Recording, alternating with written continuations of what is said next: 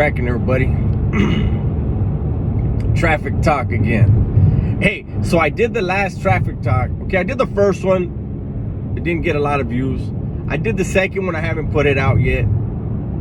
This is gonna be traffic talk part 3, episode 3, whatever we're gonna call it. Maybe I'll do stuff every day when I'm caught in traffic. Maybe that's how I put more shit out. But I should stop numbering them. I don't know what I'm gonna do, so you guys know it's a different one. Maybe the thumbnail will be the giveaway, right? But I'm pretty sure I'm gonna put this one out before I put out number 2. So just be aware of that, those of you that are watching. So this morning, you know, when I'm at work, I like to have my headphones in, and I like to listen to stuff. You know, a lot of times, I told you before, I like to have motivational stuff. But I noticed American Cholo, Gil and them over there at these fucking dudes, they drive crazy, man. Gil and them over at American Cholo, they're starting to do a lot. You know, I see he got his new table and everything. But anyways, today I actually went back because I wanted to watch his interview with Big Tone. I guess he was a former head of the Latin Kings. I talked about him a while back. And so this morning I listened to some of the interview. And I will say this. Shout out to all the Puerto Ricans, but Puerto Ricans are loud as a motherfucker, right? Fucking Tone. And King Tone's got to be the easiest interview, because you ask him one question, he'll talk for 10 minutes, you know? But the thing is, you know, there's some people that talk a lot and they don't say nothing. Tone, if you listen, he's saying shit. You know what I'm saying? And there were a couple of things, like I didn't watch the whole thing, but I watched enough. You know, I listened to enough of it. And a couple of things stood out to me. Okay, and so I wanted to talk about the just 2 of the things that stood out to me out of the portion that I heard. So he had talked about how Gil had asked him how it was growing up in New York, you know, the environment. And something he said was that he grew up in a nuclear family. You know, he had his mom and his dad, and he had, I think he said, 4 older sisters, no brothers. So he had that nuclear family, right? But the more impactful thing that he said was, fuck what was going on outside my window or outside my front door. I learned about being a gangster through TV and movies. He said, you know, people like to well, anyways, that was impactful. That's game right there. That's deep shit. You know, it's the truth. And Tone's older than me, but you see, it was going on back then. See, he was watching the stuff that were putting out about Al Capone, Frank Nitti, and all that back when it was white gangsters. You know what I'm saying? And like he said, they like to forget that there was white gangsters before everything else, right? At least on TV. And he mentioned something in there where he said, look at Discovery. You got like the National Geographic channel, and he said they used to watch a lion having, you know, battles with other lions and hunting, and now you go to National Geographic and you can watch shows about criminals, shows about people in prison.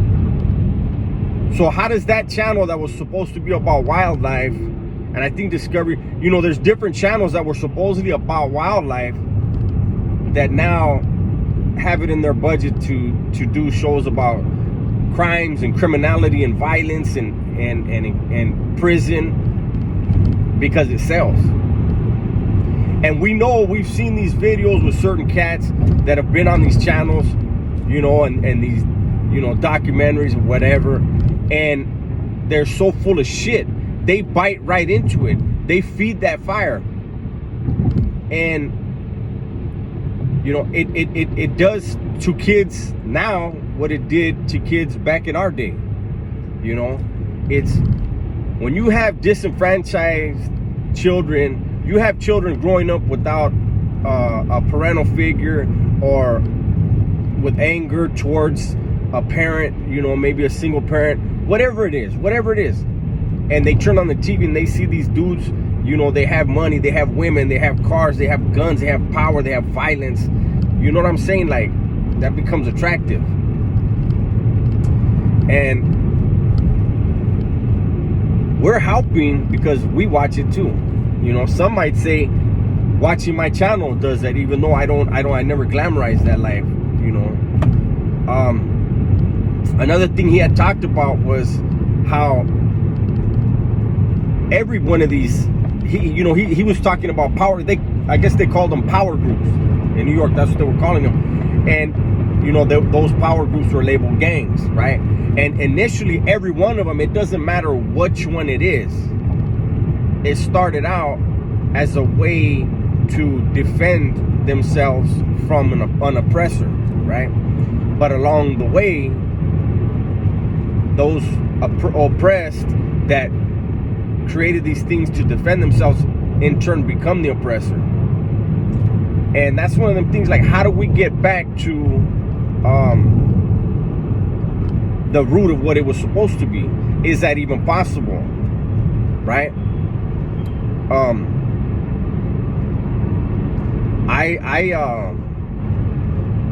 I've said it before and I'll say it again. I feel like education is the key to advancement, no matter what your personal circumstances are. You know what I'll tell you this. So, in all my years of doing time, I never met one dude, not one single guy, thankfully, that wanted his son to do a life sentence like him. Unfortunately, I think that message gets lost behind ego. You know, I know in my experience, the lifers that have kids, man, the ones that have daughters like myself, we're lucky because women are more compassionate than men.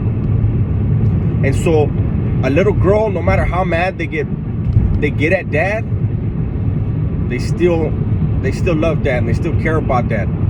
You know, they may be mad at him and hate him for a year or two, but you know what? That's still dad. The fucked up thing is, I saw a lot of the guys that had life, that had sons. You know, sons, they're little men. You know, and they see mom struggling. You know, and they see mom, you know, in bad situations, and they start to hate dad. You know, and like I said, dad is doing this thing. Dad didn't leave because he wanted to leave. Dad made some horrible decisions, put his neighborhood or whatever before everything else. And if he's a man, he'll admit it. I did, you know. But dad's in prison, hoping his son doesn't follow in his footsteps, but can't pass that message because of the ego on both sides between father and son. You know, and if there was a way where ego could be put to the side, you know, not only in prison but even out here, you know, Mexicanos are so prideful that sometimes, you know, we want to raise strong men, you know, but telling your son to bottle up feelings, to hold shit inside, that's I think counterproductive.